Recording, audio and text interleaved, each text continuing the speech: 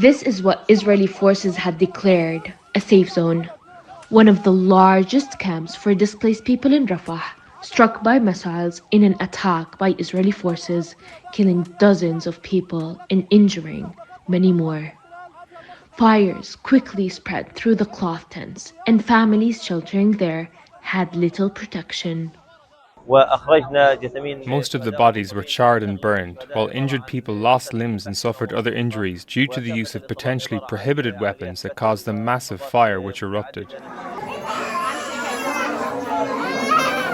Many of the injured, including young children, were rushed to the Khoudary hospital with severe burns. This is the only hospital still functioning in Rafah, but it doesn't have the resources to care for all the injured. They burned people. They burned them. They burned an entire block in el-Sultan. What else do you want me to say? I cannot say anything. Missiles came crashing down on an entire block and people were burned. Go and see what happened to people.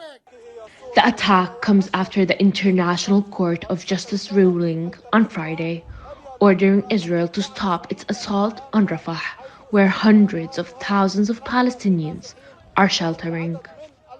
This horrifying massacre sends a clear message from the Israeli occupation and the U.S. administration to the International Criminal Court, and this message says that the Holocaust of Palestinian civilians will continue and massacres against displaced people will continue. The Israeli military claims the strike targeted Hamas fighters, but admitted civilians were also hurt and says it's reviewing the incident. Hamas issued a statement describing the attack as a massacre and demanding that the ICJ ruling is implemented. But Israel will come under scrutiny to explain why what it calls precision weaponry is killing large number of Palestinians sheltering in tented camps. This could be evidence of plausible genocide before the International Court of Justice, but could also be evidence for the Office of the Prosecutor in relation to the crimes that the prosecutor has already brought to the attention of the pretrial judges, which include intentional attacks against civilians, but also the crime against humanity of extermination.